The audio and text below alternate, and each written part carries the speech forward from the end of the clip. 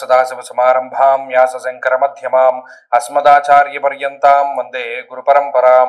జ్యోతిషాస్త్రాన్ని భావితరాల వారికి ప్రసాదించిన ఋషుల యొక్క పాదపద్మాలకి నమస్కారం చేసుకుంటూ, అలాగే నాకు ఈ జ్యోతిష విద్యను నేర్పిన గురువర్యులు జ్యోతిష బ్రహ్మ కీర్తిశేషులు శ్రీ ఈరంకి సూర్యనారాయణమూర్తి గారు, సూర్య శ్రీధవేజ్ఞ గారి యొక్క పాదపద్మాలకి నమస్కారం చేసుకుంటూ, ఓం శ్రీ మహాగణాధిపతి నమః, శ్రీ గురుభ్యో నమః, హరి ఓం.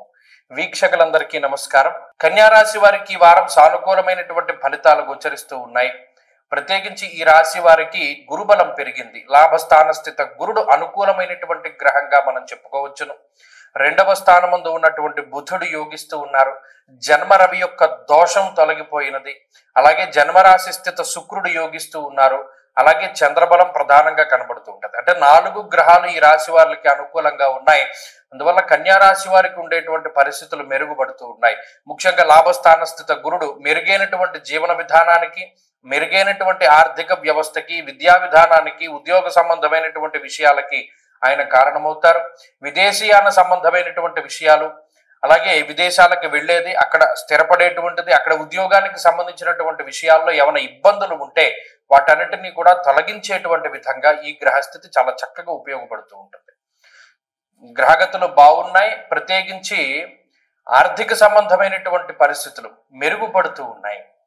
అలాగే ఈ రాశి వారిలో మాట పట్టింపులు తగ్గుముఖం పడతాయి. ఎవరితోనైనా విరోధాలు కానివ్వండి, తోబుట్టువులతోటి, కుటుంబ సభ్యులతోటి, జీవిత భాగస్వామితోటి, చివరికి సంతానంతో ఉండేటువంటి అనేక రకాలైనటువంటి సమస్యల నుండి బయటపడడానికి గ్రహస్థితి అవకాశాన్ని కల్పిస్తుంది.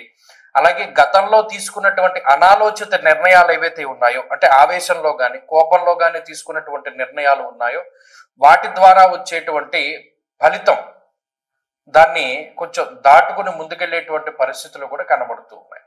మెరుగైనటువంటి జీవన విధానం ఉన్నది ఈ వారంలో. మెరుగైనటువంటి ఆర్థిక వ్యవస్థ కనబడుతూ ఉన్నది.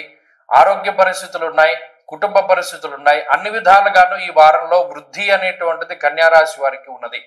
వీరు మరింత అనుకూలమైనటువంటి ఫలితాలను సాధించడానికై ఎక్కువగా ఈ రాశి వారు దత్తుని యొక్క ఆరాధన, దత్తాత్రేయ స్వామి వారి యొక్క ఆరాధన చేస్తూ ఉండడం చెప్పదగినటువంటి సూచన. ఈ వారంలో కలిసి వచ్చేటువంటి రోజు బుధవారంగా చెప్పవచ్చును. అదృష్ట సంఖ్య 2, అదృష్ట వర్ణము ఆకుపచ్చ రంగు. తదుపరి తులారాశి.